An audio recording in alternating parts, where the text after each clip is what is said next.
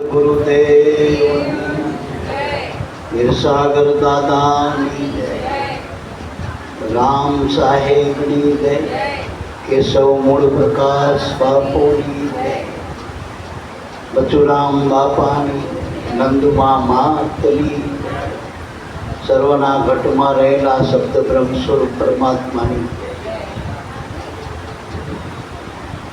આજે આનંદ ઉત્સવ કહેવાય. જગતમાં વાર તહેવાર આવો, પણ આપણા માટે સંતો ભક્તો માટે આનંદ ઉત્સવ કહેવાય. બચુરામ બાપાનો 23મો તિથિ ઉત્સવ ભંડારો કહેવાય.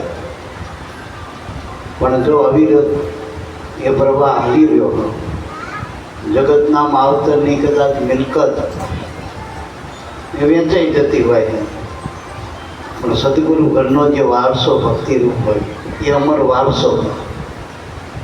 બળી નરેન્દ્ર બાપાને તો સદભાગી કહેવાય, એનો અમર પિતા ગુરુ રૂપે જ મળ્યા ને મારા બાપ. નાદ અને ગોંદ બેનો સમન્વય, કુદરતનું જે સ્વરૂપ છે બે એકમાં મળી ગયું ને. ટૂંકમાં કુદરતના બે સ્વરૂપ છે, નાદ અને ગોંદ. નાદ એટલે શબ્દ સ્વરૂપે ને બુંદ રૂપે આ એના જે પંચભૂત છે એનું રૂપ છે. ટૂંકમાં એ બે સ્વરૂપ આપણને મળ્યા ગુરુ રૂપે. એના અમર પિતા કહેવાય, અમર ગુરુ કહેવાય, પરમાર્થી કહેવાય. જગતના માવતર સ્વાર્થી હોય, દીકરામાં કંઈક સ્વાર્થ બોલતા હોય, મારો દીકરો આ કરે તે કરે, અને માયાના માઇક સુખ પ્રાપ્ત થાય. પણ આ અમાયિક સુખ, આત્માનું સુખ એ સદગુરુના ઘરનું મળે મારા બાપ. એના મારી દ્રષ્ટિએ પરમાર્થી પિતા કહેવાય. અને આ વારસો અમર વારસો, ભક્તિનો વારસો. એટલે બચુરામ બાપાની તિથિ છે એટલે આપણે એના જેટલા ગુરુ ગુણ ગાય એટલા ઓછા મારા બાપ. જેને જેને એના થકી લાભ મળ્યો મારા બાપ, એના આ જીવન તો નહીં પણ જન્માંતર સુધી એનો ગુણ ના ભૂલવો જોઈએ. કારણ કે ગુરુનો ગુણ અવતારો પણ ચૂકવી નથી શક્યા. ગુરુનો એ મોટામાં મોટો આપણા ઉપર ઉપકાર છે. મા બાપના ઉપકાર કદાચ એની સેવા કરી તો આશીર્વાદ મળે તો છૂટી થઈ. વળી આ કુદરતના ઉપકારો આપણા ઉપર ઘણા છે. પણ બધાના ઉપકારમાંથી, બધાના ઋણમાંથી છૂટવા માટે સદગુરુનું ચરણ છે મારા બાપ. અને એના જેટલા આપણે નામના શ્વાસા ભરી એ બધાના ઋણમાંથી આપણને છૂટાય. પણ જે દાતા છે નામનો, એ નામદાતા સદગુરુના ઋણમાંથી કોઈ કાળે છૂટાતું નથી. એટલે એના ગુણ ગાવા રહ્યા. ટૂંકમાં ભાવે ગભાવે ગુણ ગાવા મારા બાપ. સમજાય કે ના સમજાય? ગુરુના ગુણ ગાવા. અને ગુરુ મળ્યા એને જ ભગવાન મળ્યા અને પ્રત્યક્ષ મળ્યા. જેમ સબરીના બોર ખાધા ભગવાન રામે કે, કોઈ કે કૃષ્ણે ભાજી ખાધી વિદુરના હતા. તો આપણને સદગુરુ રૂપે આપણા ભગવાન મળ્યા. અને આપણી જે સેવા થઈ સન્મુખ શ્રીમુખ જ કરી ને મારા બાપ. એટલે બહુ મનમાં એવું ના રાખવાનું કે ગુરુ વગરના કોઈ ભગવાન મળશે. આ નામ છે એનું અખંડ સ્વરૂપ છે, અને ગુરુ મળે એ પ્રત્યક્ષ શ્રીમુખ સ્વરૂપ છે કુદરતનો. બે સ્વરૂપ કુદરતના, જેને સદગુણ કયો, નિર્ગુણ કયો, આપણને બે સ્વરૂપ પ્રાપ્ત થયા. ગુરુ મળ્યા એ આપણને કુદરતનું નિર્ગુણ સ્વરૂપ મળ્યું, અને એ નામ મળ્યું એનું નિર્ગુણ સ્વરૂપ મળ્યું. શ્રીમુખ જે સ્વરૂપ મળ્યું ગુરુનું, એની સેવા કરાય, એની આજ્ઞામાં રહી સેવા કરાય. અને એ નિરંતર જે નામ સદગુરુનું એનું સ્મરણ કરવાનું. અને શ્વાસોશ્વાસ તમારામાં હાલી રહ્યો. આમાં બહુ આવડતની જરૂર નથી, માલ્યા કોઈ વાનાની જરૂર નથી. સુદામાએ ભજન કરી, કૃષ્ણે ભજન કરી. આમાં બાલી કોઈ લાયકાતની જરૂર નથી. સુદામાના ગરીબી આંટો મળી ગયા હતા, કૃષ્ણના અમીરીનો પાર નતો ટોકમાં. હા, અષ્ટદા પ્રકૃતિ જેની દાખી હતી, ઓનાની દ્વારકા હતી. અને પેલાના ટન ખાવાય પૂરું નહોતું મળતું, છતાંય સુદામા દરિદ્ર નારાયણ કહેવાના અને કૃષ્ણ લક્ષ્મી નારાયણ કહેવાય. પણ એ નારાયણ સ્વરૂપ કોને આપ્યું? ગુરુએ આપ્યું. બે એટલે બાલી પરિસ્થિતિ આજે બહુ લગવાન નહીં રાખવો. સવારામ બાપાએ સીધું સમજાયું કે શ્વાસોશ્વાસ સમરણ ચલે નહીં પુણ્ય નહીં પાપ, પૂર્ણાનંદ પ્રગટ ભયો વિના મંત્ર કો જાપ. શ્વાસો છે ને આપણો અંદર, અને આપણને ગુરુ મળી જાય, ના માળ્યું હવે ભાવે કભાવે ભજવા માંડો મારા બાપ. અમારા ભોજા બાપા કહેતા કે ચાહે ભાવે ભજો કે ભાવે ભજો, પણ ઓળખી લેજો આ સમો.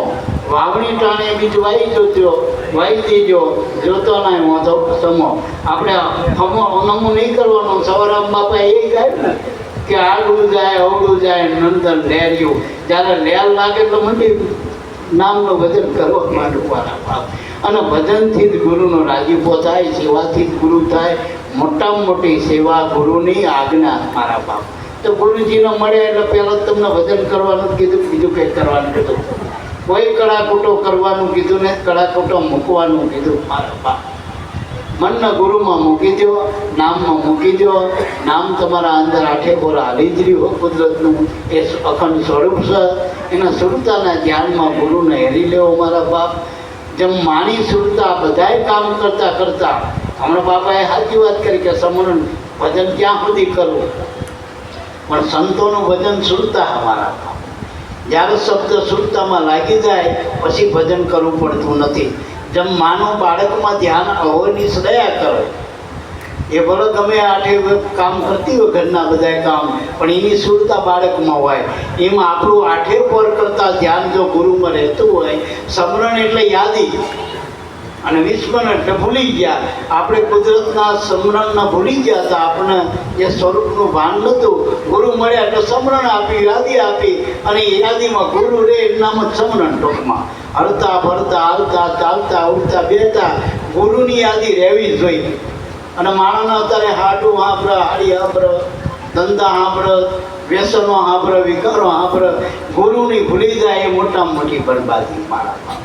એટલે હાલતા ચાલતા ઉઠતા બેઠતા ગુરુની યાદી કરવી કે મારા માથે ગુરુ હોય. જો બાઈનો પતિ દેશાવર હોય પણ માથે ધણી છે નક્કી છે ને, એમ આપણા માથે ગુરુ છે. એટલે ધ્યાન રાખજો, એનું નામ આપણામાં જ છે. જ્યારે તમને યાદી આવે એટલે એમાં ધ્યાન કરી લેવાની જરૂર છે. જેમ લોભી માણસ હજારો ગૌમાંથી રહીને એનું ધ્યાન એના દાટેલા જન્મ હોય, એમ આપણને એવી જો કિંમત સમજાય. આ બાયુ માણાના મંગળસૂત્ર હોય હોનાનું તો હાચો, કારણ કે એને કિંમત સમજાણી કે નકર નક્કી. એ તો ધણીની જ નિશાની હે ને મંગળસૂત્ર, અને ચાંદલો લગાવે એ ધણીની. પણ એ રૂપિયાનું પત્તી લાવ્યો તો પત્તું લાવ્યું હોય એટલે બહુ કિંમત ના હોય, ગમે ત્યાં લગાવી. પણ મંગળસૂત્ર હાથી રાખે, કારણ કે હોનાનું હોય ને અત્યારે ભાવ છે ટીમમાં. એમ ગુરુમાં એવી ભાવ સમજાઈ જાય કે ગુરુ મળ્યા પછી જગતમાં કંઈ મેળવવા પણ રહેતું નથી. ગુરુ મળ્યા પછી તો ભગવાન તમને ગોતતો થઈ જાય. તમારા ભગવાન નથી ગોતવા, સબરીએ ભગવાનના ગોત્યા નથી. જેને ગુરુ મળ્યા ને એના ભગવાને ગોતી લીધા, ભગવાન એમને ગોત્યા. અને ભગવાન તો જ્યારે પ્રગટ થયા તો એ અનેક રૂપે નામમાંથી જ પ્રગટ થયા ને, વચનમાંથી વિરચન થયા ને મારા બાપ. પહેલા માટે ભગવાન જેમાંથી પ્રગટ થયા, આ વચનમાંથી જ વિરચ્યા હતા. આ વચન છે એ અનાદિનું ભગવાનનું મૂળ છે બધાનું અવતારોનું ટૂંકમાં. તો એ વચન તો અવતારોનું મૂળ આપણને આપી દીધું. આપણે કેશવ ભગવાને કીધું ને એક જગ્યાએ કે મૂળ ગુરુએ મૂળ બતાવ્યું, સરખો માપો માપ. હવે ઊંચું નીચું કાંઈ ના આવ્યું, કેશવ આપો આપ. એટલે આપણને મૂળ આપી દીધું. અને પાણ બાપાએ એક જગ્યાએ કીધું ને, મૂળને કહું તો મહાસુખ ઉપજે, ત્યાંથી ઉપન્યા મનને વાણી. આ અખંડ સોહમ સાધના અખંડ સાધી લો તો મીટી જાય મન તાણા વાણી. અને જો એક મહાત્માએ એ કીધું, પ્રથમ પૂજું મારા સદગુરુ દેવ અખંડને આરાધવા, ખોડી જોયા પિંડને બ્રહ્માંડ સોહમને સાધવા. આત્મસાત જેને જડી થઈ, ગુરુએ આત્મસાત બતાવી હોય. કોઈ આલિયા માલ્યાની કોઈની સાધના બતાવી નથી. આત્મસાત એટલે પોતાના નામની સાધના, આત્માની સાધના. નામ એ જ આત્મા, આત્મા એ જ નામ, અને એ જ ગુરુનું અખંડ સ્વરૂપ. એવી પ્રતીતિ હરદમ રાખવી. બચુરામ બાપાના આપણે ટૂંકો સમય છે એટલે એક સાખીમાં બચુરામ બાપાનું નામ આપી દો કે બબ્બા બચુરામની શાન, ચચ્ચા ચૂક્યો માં ભગવાન, રડરા અર્થમ રમી રહ્યા રામ, અને મમ્મા જો મન મટે તો પ્રગટે આતમ રામ. બોલો સદગુરુદેવ.